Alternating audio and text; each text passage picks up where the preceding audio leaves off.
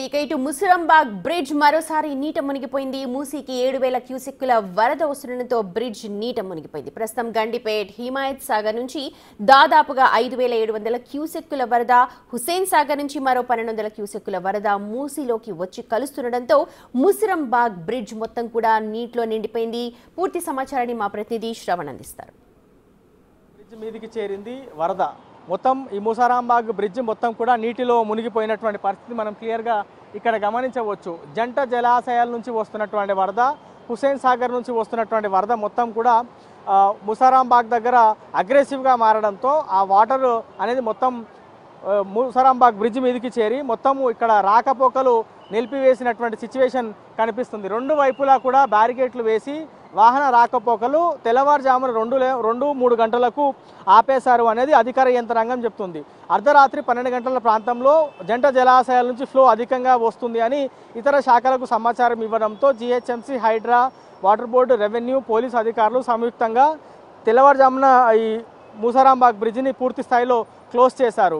గండిపేటకి సంబంధించి మొత్తం 8 గేట్లను లిఫ్ట్ చేసి దాదాపుగా 4,000 క్యూసెక్లకు పైగా వరదని మూసీలోకి వదిలారు. అది కాకుండా హిమాయత్ సాగర్కి సంబంధించిన వరద దాదాపుగా 2,300 క్యూసెక్ల వరద ఇందులోకి మూసీలోకి వచ్చి కలుస్తుంది. అది కాకుండా హుసేన్ సాగర్కి సంబంధించి దాదాపుగా 1,000-1,200 క్యూసెక్ల వరద కూడా ఈ ముసారాంబాగ్ బ్రిడ్జ్ దగ్గరనే మూసీలోకి వచ్చి కలుస్తుంది. ఈ 3 జంట జలాశయాలతో పాటు హుసేన్ సాగర్కి సంబంధించిన వరద ఈ ముసారాంబాగ్ బ్రిడ్జ్ దగ్గర కలిసి ఎంత ఉధృతంగా ప్రవహిస్తుందో క్లియర్గా మనం గమనించవచ్చు. ప్రతి వర్షాకాలంలో మనం చూస్తున్నటువంటి ముసారాంబాగ్ బ్రిడ్జ్ నీటిలో మునిగిపోతుంది. వర్షాలు అధికంగా కురవడం, జంట జలాశయాల్లోకి ఇన్ఫ్లో అధికంగా ఉండడంతో ఆ వరద మొత్తాన్ని కూడా దిగువకి వదులుతున్నారు వాటర్ బోర్డు అధికారులు. దీంతో ప్రతిసారి వర్షాకాలంలో ఈ బ్రిడ్జ్ 1 లేదా 2 సార్లు పూర్తి స్థాయిలో క్లోజ్ చేస్తున్నటువంటి దృశ్యాలు మనం గమనిస్తూనే ఉన్నాం. ఈ పరిస్థితి ఉత్పన్నం కాకుండా రాబోయే రోజుల్లో ఉండాలి అంటే కొత్త బ్రిడ్జ్ నిర్మాణం జరగాలి అనేది ప్రతిపాదన వచ్చింది. సో దీంతో కొత్త బ్రిడ్జ్కి సంబంధించిన నిర్మాణం పనులు చేపట్టింది రాష్ట్ర ప్రభుత్వం.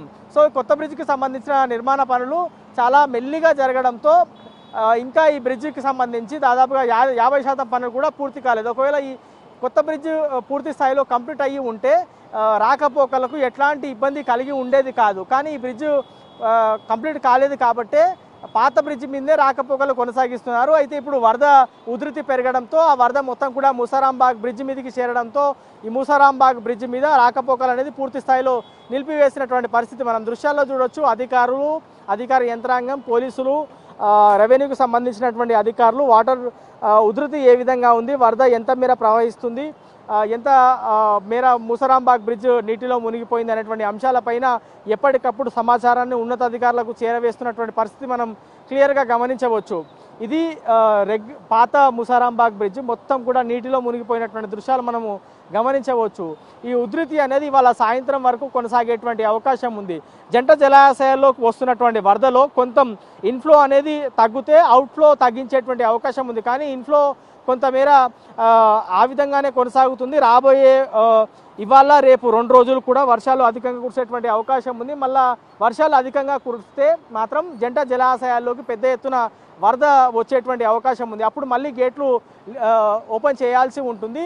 సో ముందుగానే గేట్లను లిఫ్ట్ చేసి కొంత వరద దిగువకు వదిలితే పైనుంచి వచ్చేటువంటి వరద కారణంగా రాబోయే రోజుల్లో ఇబ్బంది కాకుండా ఉంటుంది. ఒకేసారి వదలడానికి వీలు అవుతుందో కాదు అనేటువంటి ఉద్దేశంతో ముందుగానే జంట జలాశయాలకు సంబంధించినటువంటి గేట్లు గండిపేటకి సంబంధించి 8 గేట్లను 5 ఫీట్ల మేర లిఫ్ట్ చేశారు. అట్లాగే హిమాయత్ సాగర్కి సంబంధించి దాదాపుగా 2 గేట్లను లిఫ్ట్ చేసి దిగువకి నీళ్లు వదులుతున్నారు. సో ఈ మూసీ పరిసర ప్రాంతాలు ఉన్నటువంటి జనాలకు ఇప్పటికే హై అలర్ట్ ప్రకటించడం జరిగింది. అన్ని శాఖల సమన్వయం చేసుకొని రాకపోకలు అంటే మూసీ పరివాహక ప్రాంతాలు ఉన్నటువంటి జనాలకు కావచ్చు, మూసీ పరిసర ప్రాంతాలు ఉన్నటువంటి రోడ్లకు ఏ విధంగా ఇబ్బంది కాకుండా చూసేందుకైతే అధికార యంత్రాంగం తీవ్రంగా కృషి చేస్తుందని చెప్పుకోవచ్చు.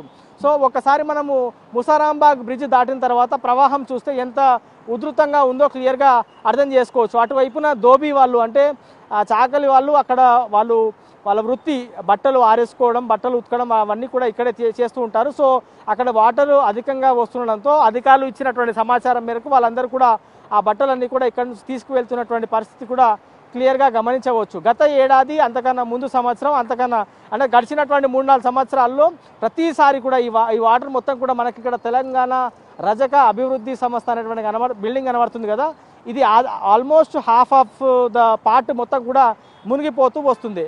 కానీ ఈసారి కొంత వాటర్ అక్కడ వరకు రాకపోయినప్పటికీ కూడా కొంత ఇక్కడ ఉన్నటువంటి మొత్తం కూడా ఈ బ్రిడ్జ్ దాంతోపాటు పక్కన ఉన్నటువంటి ఆ పార్ట్ మొత్తం కూడా మునిగిపోయింది. ఇటీవల 10 రోజుల క్రింద మొత్తం మునిగిపోయింది. దాని తర్వాత వర్షాలు కొంచెం తగ్గడంతో మూసీలోకి ఉధృతి అనేది కొంచెం తగ్గింది. మళ్ళా ఎగువ ప్రాంతాలు వికారాబాద్, చేవెళ్ళ, మొయినాబాద్, శంకర్పల్లి లాంటి ప్రాంతాలు, దాని తర్వాత సంగారెడ్డి, మెదక్ లాంటి ప్రాంతాల్లో కురుస్తున్నటువంటి వర్షాలకు ఆ ఫ్లో అనేది జంట జలాశయాలకు వస్తుందనేది వాటర్ బోర్డు అధికారులు ఇచ్చినటువంటి సమాచారం. సో అక్కడ ఫ్లో అనేది అధికంగా పెరుగుతుండడంతో వాటర్ మొత్తాన్ని కూడా దిగువకు వదులుతున్నారు.